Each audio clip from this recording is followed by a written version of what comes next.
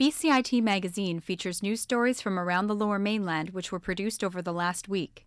Responsibility for the content of the show rests completely with the students and their instructors.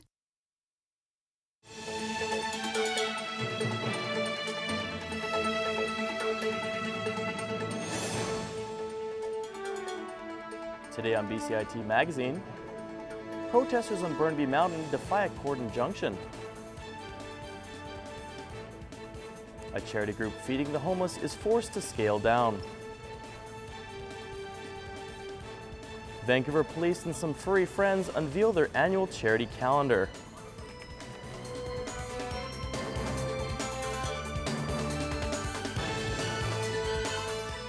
Hello and welcome to BCIT Magazine. I'm Ty Clark. Well, cities across BC went to the polls this weekend. In Vancouver, Gregor Robertson envisioned Vancouver returned to power, but lost control of the school and park boards. When the race blew wide open in Surrey, Linda Hepner and her Surrey First Slate Party swept into power, taking every seat on council. And in Burnaby, incumbent Derek Corrigan easily retained his job as the city's mayor with nearly 70% of the vote. It's been a big week in the battle for Burnaby Mountain. On Friday, protesters lost their court battle with Kinder Morgan and were given the weekend to clear out. Today, we have two stories on the developing situation. We begin with Monday reaction as Cory Correia reports supporters flocked to the site for a gathering as the 4 p.m. deadline to vacate came and went. It was a frenzy of people, police, and media on the lone road up Burnaby Mountain as they converged into the proposed site of the new Trans Mountain pipeline.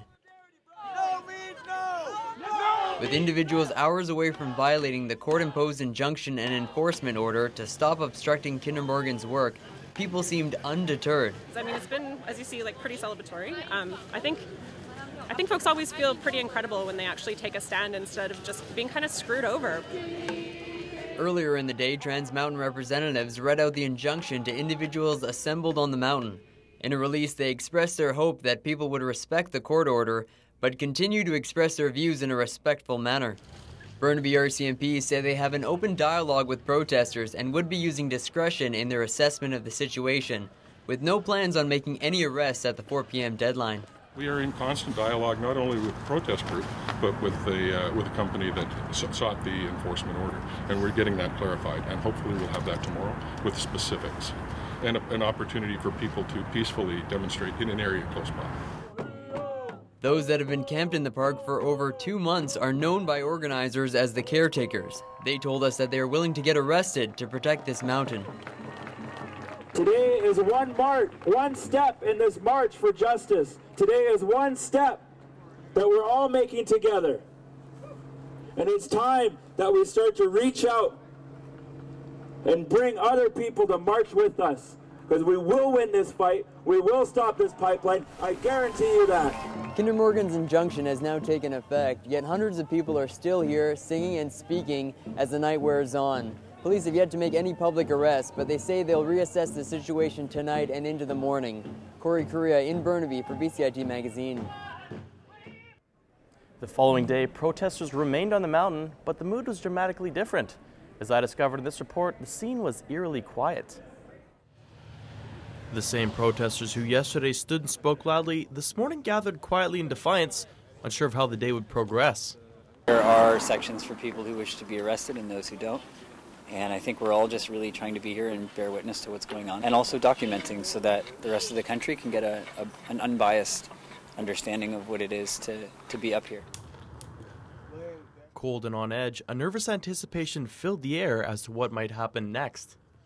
No longer can you hear the cry of outrage or drums of protests on Burnaby Mountain. Now, one day ago, the court ordered that by 4 p.m. protesters would have to evacuate the region. As you can see behind me, the protesters have not left yet, and a quiet stillness has sort of hushed the crowd as they await the arrival of the Burnaby RCMP. As it turned out, the protesters didn't have to wait for long, with the first officers appearing on site at roughly 8:30. More than anything else, it appeared as though the officers were only trying to make sure no violence erupted and to keep the protesters aware of what was allowed. Again, so we can keep them informed that if anything is going to go down, that the people that don't want to be on the wrong side of the line, or if there is a line drawn, that they know where to be. Down the street, other protesters began work on a log transported on site last evening. Eric Mathias and his fellow workers are doing their best to keep the protests as peaceful as possible. What we're doing is preparing two poles, two-seater poles, which are going to be totem poles erected here on the mountain.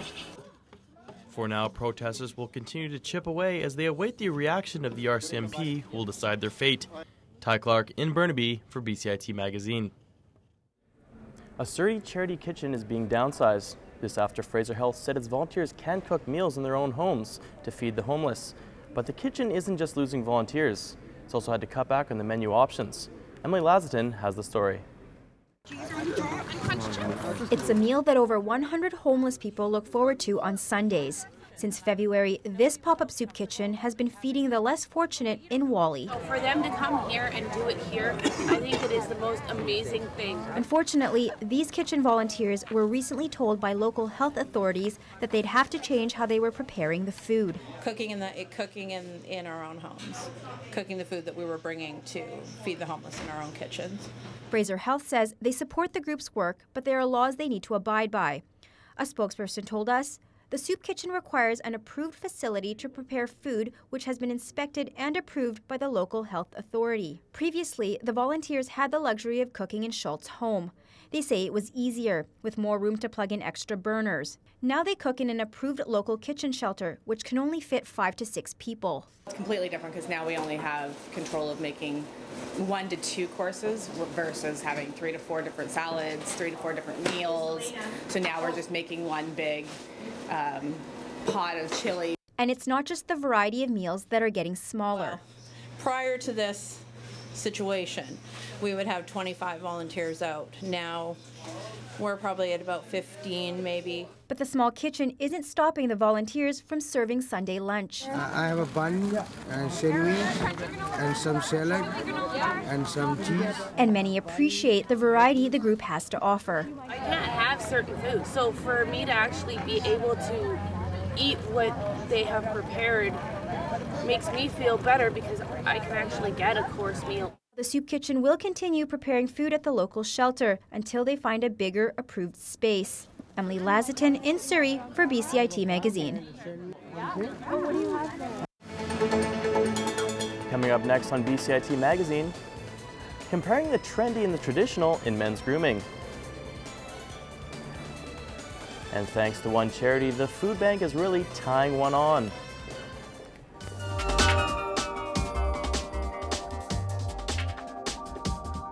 I chose BCIT because I know that all the programs are very hands-on. We have our own radio station, like it's one of the best programs that I've ever heard of.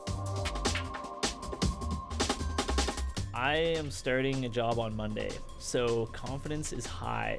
Honestly, I didn't think it was going to be this fun.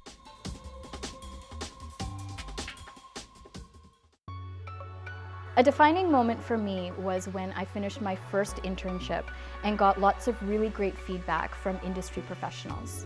I would have never imagined I'd be walking into the floors of TSN and thinking, I'm not a student anymore, I'm here to work. I will be starting a job with an investigative news program in Toronto, and I'm really excited to see that grow into what will become, hopefully, my dream job. BCIT broadcast and online journalism, putting you to work.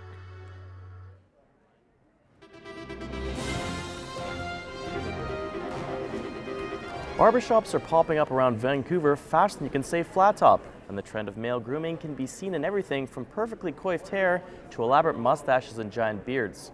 Our reporter Sarah Morden visited a traditional barber who has been in the game for decades, and also one of the new trendy shops to find out what's on offer.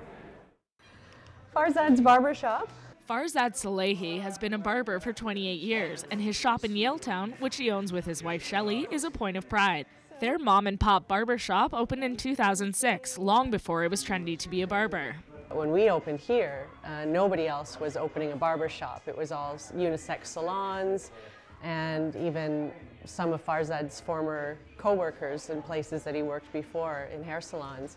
They were all saying, you know, why are you opening a barbershop? Why don't you open, you know, hire somebody to do women's hair? And he said, well, I'm a barber. That's what I do. The Salehis have seen the barbershop trend take off in the last few years, and they don't worry it will hurt their business. They believe the trend makes the trade more popular. people say barbershops are coming back. I always tell them, where did they go? They never went anywhere. We've been around for hundreds and thousands of years, maybe, who knows? We've been around ever since people cut their hair. To Salehi, barbering isn't a lifestyle. It's a trade. It's like carpentering. You can't just stop cutting wood because it's cool and say I'm a carpenter. You gotta know how to cut wood. Barber & Co. right down the street does offer a modern take on the traditional shop. They opened 3 years ago, and although they may have traditional decor, their services go beyond a cut and shave. You need to be diverse in all your haircuts. You need to almost have an element of hairdressing to come into barbering nowadays. Vanderhook wants men to have a place to be men with other men. The so-called lumbersexual can have all his beard needs met. I do feel the barbershop is a sacred place amongst men. I think it's, in this day and age, there's so few places for men to be men, and this is one of those, it's a safe place. It's a safe place for men to be.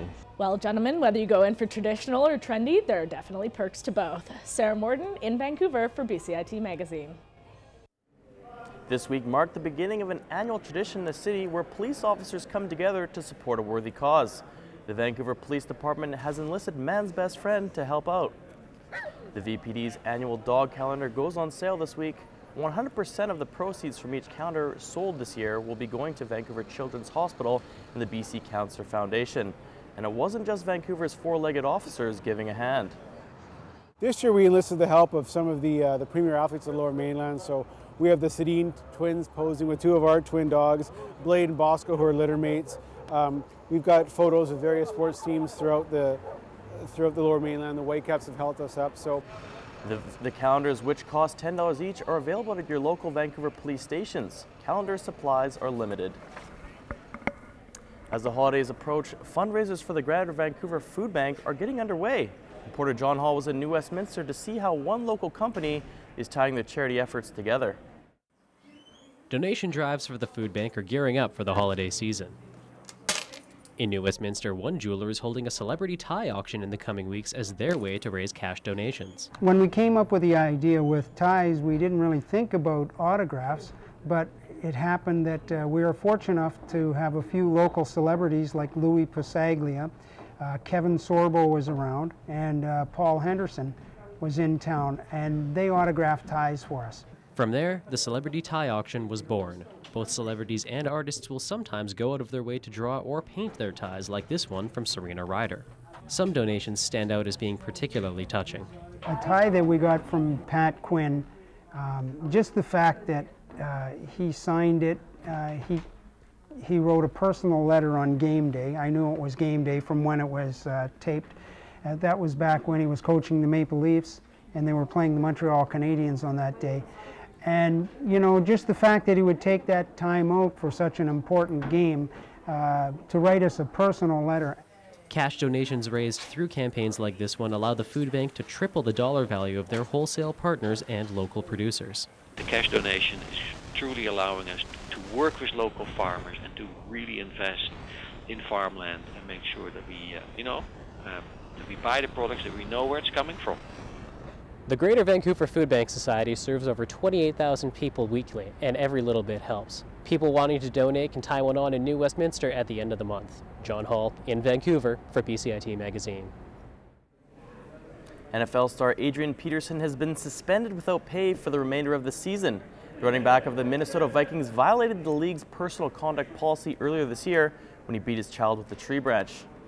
And returning to politics, a Squamish town councillor and former stunt double for Arnold Schwarzenegger will soon be setting himself ablaze. Peter Kent promised the town he'd set himself on fire in the middle of Main Street if election turnout beat 2011. Voters took him up on the offer, and now he's making good on the promise. If you have any questions or comments regarding this program, please visit us online at bcit-broadcast.com or bcitbroadcastnews.ca. I'm Ty Clark, and that's today's BCIT Magazine. Thank you for watching. We'll leave you now with some closing images of Erin Schulte and her volunteers helping the homeless in Surrey.